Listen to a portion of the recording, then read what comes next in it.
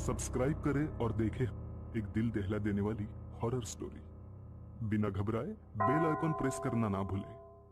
बगीचे में बैठी हुई सौम्या की आंखों से रक्त टपक रहा था। बड़े बड़े दांत और बड़े बड़े नाखूनों के साथ वो इधर उधर देखे बिना अपने ही काम में मग्न होकर धीरे धीरे खुद अपने ही हाथ पैरों को नोच कर खा रही थी। संजय ने जैसे ही उसे देखा उसकी चीख निकल गई। संजय की ओर देखते हुए सौम्या ने अपना खुद का हाथ तोड़ा और उसे संजय की ओर बढ़ाया। क्या हुआ संजय, क्यों परेशान दिख रहे हो? मेरे करीब आओ, देखो कितना स्वादिष्ट है, नरम नरम कच्चा मांस। बहुत दिनों के बाद ही प्यास बुझी है।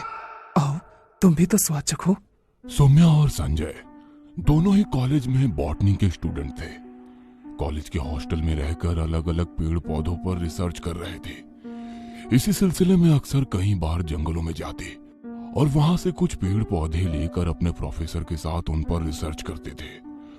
प्रोफेसर्स भी उन दोनों की मेहनत से बहुत खुश थी, क्योंकि जो पौधे आसानी से उपलब्ध नहीं होते थे वे दोनों अपनी मेहनत से रिसर्च के लिए अलग अलग जंगलों से ले आते थे।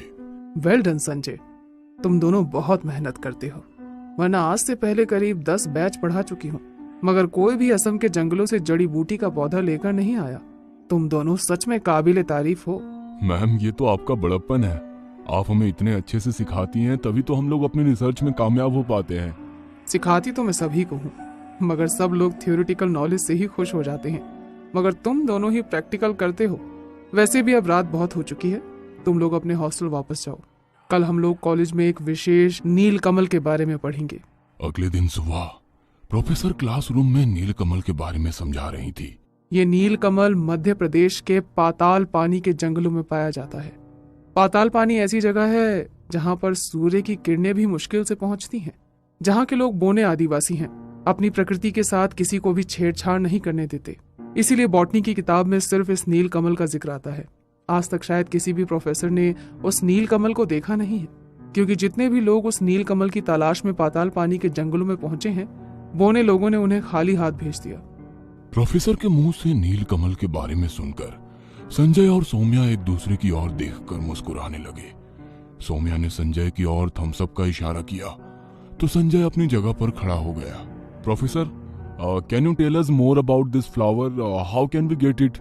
What are you saying Sanjay? क्या तुमने सुना नहीं, पाताल पानी के जंगलों में वहां के बोने आदिवासियों को प्रकृति के साथ छेड़छाड़ पसंद नहीं है। वहां जाने के बारे में सोचना भी नहीं।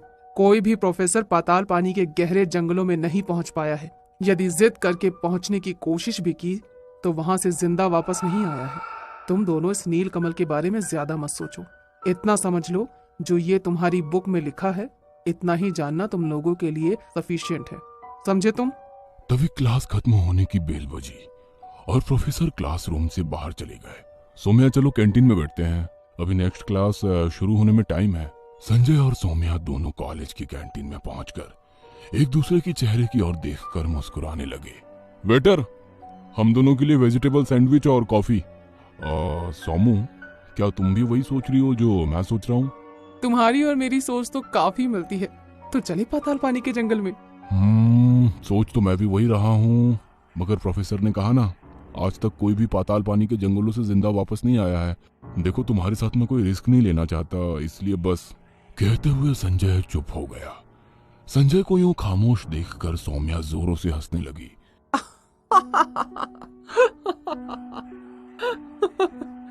एक और तो कहते हो कि हम दोनों को मिलाकर बॉटनी में अपना नाम करना है, तो फिर जंगल के छोटे मोटे खतरों से क्यों डर रहे हो? अरे मैं डर नहीं रहा, बल्कि मैं तुम्हारे बारे में सोच रहा हूँ। तुम्हारे साथ मैं कोई रिस्क नहीं ले सकता, समझी तुम? कहते हुए संजय ने सौम्या का हाथ अपने हाथों में ले लिया। जब तुम मेरे साथ हो तो मुझे कैसा डर? पाताल पानी हम आ रहे हैं। संजय और सौम्या कॉलेज में किसी को बिना बताए नीलकमल की खोज के लिए एमपी के पाताल पानी के जंगलों में पहुंच गए। पास के छिंदवाड़ा में ट्रेन से उतरने के बाद वे दोनों लोकल से एक कार किराए पर लेकर दोनों पाताल पानी पहुंचे। वहां पर अंधेरा हो रहा था। सौम्या ने घड़ी देखी तो शाम के 4 बज रहे थे। अरे 4 बजे यहाँ पर कितना अंधेरा हो गया है। प्रोफेसर से सुना था ना, यहाँ पर सूर्य की किरणें मुश्किल से पहुँचती है। साहब, आप भी यहाँ लोकल मार्केट घूमने आए हैं? यहाँ आदिवासी लोग अपने हाथों के बने हुए बहुत खूबसूरत सामान बेचते हैं। जल्दी से जो लेना है ले लीजिए, घंटे भर बाद ये बाजार बंद हो जाएगा, उसके बाद हमें यहाँ से निकलना होगा। नहीं नहीं, हम लोग यहीं रुकना चाहते हैं, हमें यहाँ के जंगलों में जाना है। कल सुबह एक विशेष फूल को ढूंढने के लिए हम लोग निकलेंगे। संजय की बात सुनकर कार का ड्राइवर हैरान होकर उन लोगों की ओर देखने लगा। साहब, ये आदिवासी लोगों का एरिया है। अपनी जिंदगी में बाहरी लोगों का दखल अंदाजी इन लोगों को पसंद नहीं है। वे लोग बाहर के लोगों को यहाँ रहने नहीं देते हैं। आपको यहाँ रहने के लिए कोई भी फैसिलिटी नहीं मिलेगी। बेहतर होगा आप मेरे साथ वापस चलें। हम यहाँ पर उस विशेष फूल की तलाश में आए हैं। जब तक वो फूल हमें नहीं मिल जाता हम लोग कहीं नहीं जाने वाले। जैसी आप लोगों की मर्जी, मुझे मेरा पैसा दे दीजिए। रात होने के पहले मुझे यहाँ से निकलना है। ड्राइवर को पैसे देने के बाद सौम्या और संजय दोनों आदिवासी लोगों के बताए हुए छोटे से मार्केट में घूमने लगे। कहिए साहब, क्या चाहिए आपको? काफी देर से आप ऐसे ही घूम रहे हैं। देखिए, हम लोग मुंबई से यहाँ पर आपके जंगल में मिलने वाले एक खास फूल की तलाश में आए हैं। क्या आप उसे ढूंढने में हमारी कोई मदद कर सकते हैं? संजय की बातें सुनकर आदिवासी गुस्से में इन लोगों की ओर देखने लगा। साहब, हमारे जंगल हमारे पुरखों की धरोहर है। आज भी वो लोग हमारे जंगलों की रक्षा कर रहे हैं। बाहरी लोगों का दखल अंदाजी हमें हमारे जंगलों में पसंद नहीं।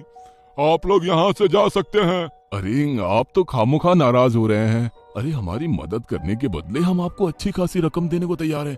बस एक बार हमारी मदद करके देखिए, हम भी आपको खुश कर देंगे। साहब, यदि कुछ खाना पीना है तो बता दीजिए, रात होने वाली है। आप लोग यहाँ से जाने का इंतजाम कीजिए। कहकर आदिवासी वहाँ से चला गया। अरे यहाँ के लोग तो अपने उसूलों के बड़े पक्के हैं।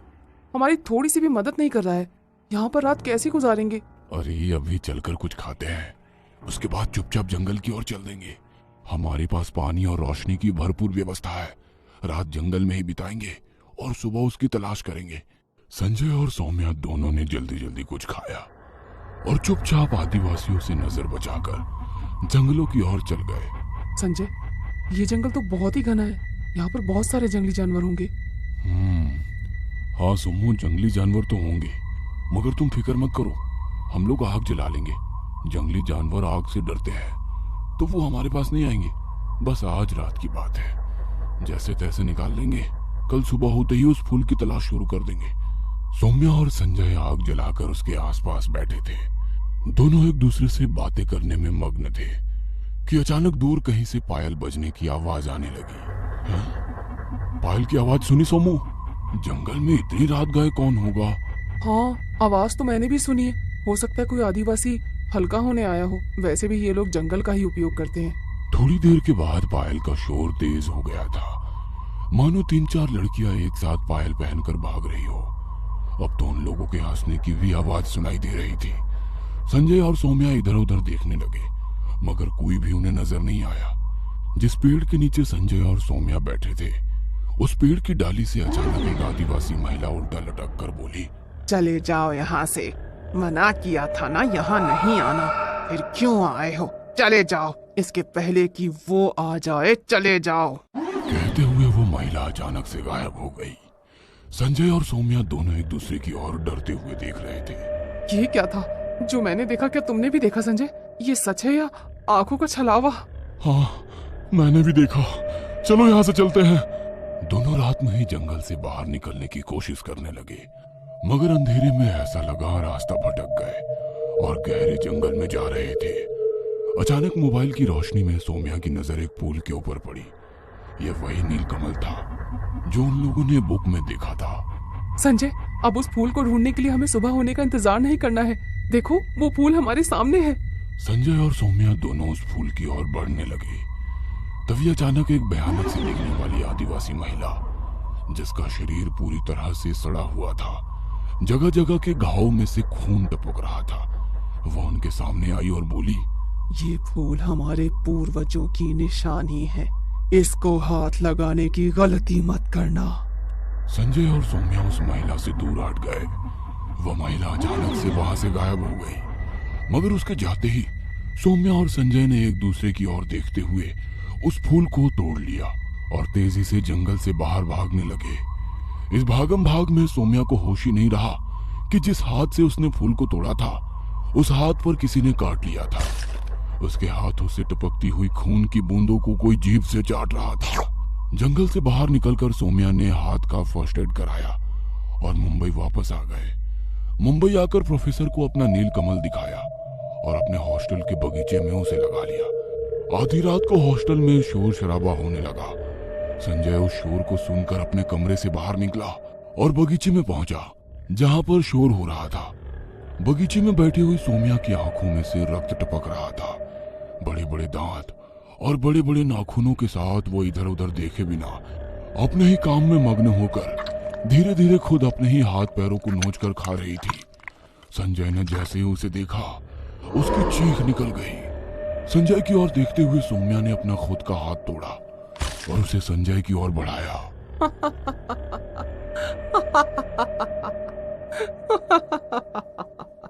क्या हुआ संजय, क्यों परेशान दिख रहे हो? मेरे करीब आओ, देखो कितना स्वादिष्ट है। नरम नरम कच्चा मांस, बहुत दिनों के बाद ये प्यास बुझी है। आओ तुम भी तो स्वाद चखो।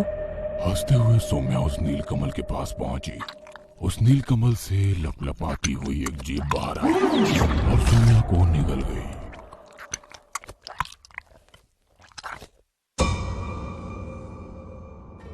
ये कहानी आपको अच्छी लगी हो तो हमें सब्सक्राइब करें